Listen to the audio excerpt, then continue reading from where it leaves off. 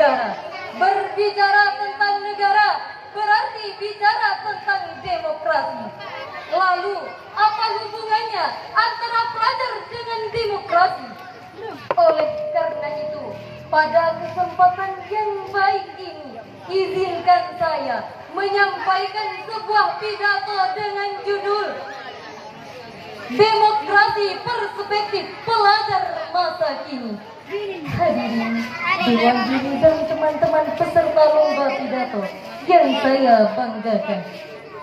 Semua demokrasi dapat terwujud apabila pelaksanaan demokrasi tersebut memberikan hak-hak dasar manusia. Demokrasi harus dipastikan bahwa implementasinya semata-mata bukan hanya untuk keberhasilan mekanisme formal dan prosedural seperti pembentukan partai politik, pelaksanaan pemilu, pembentukan pemerintah dan parlemen.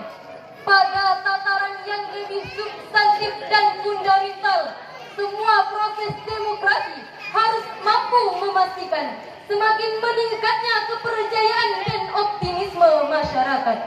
Sebagai seorang pelajar, kita harus ikut terlibat dalam perjalanan demokrasi di Indonesia ini.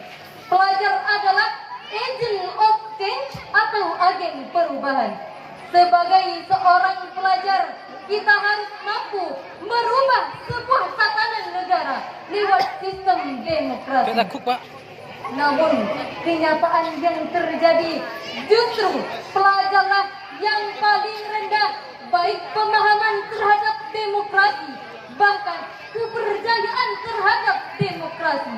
Pelajar terkadang bersikap acuh tak acuh dalam hal ini, atau bahkan pelajarlah yang merusak nilai-nilai demokrasi itu sendiri.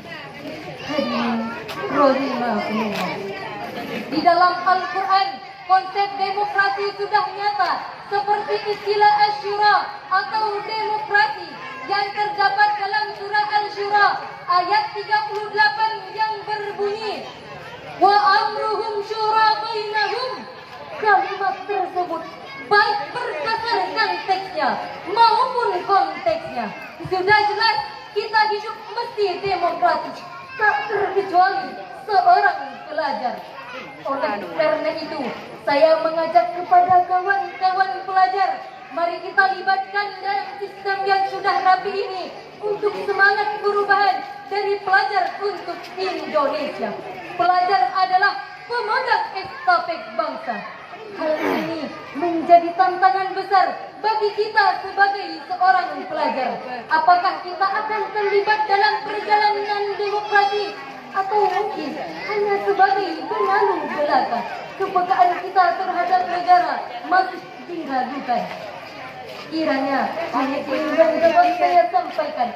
Yang baik semata-mata datangnya dari Allah, yang kurang baik ternyata dari kekurangan saya pribadi.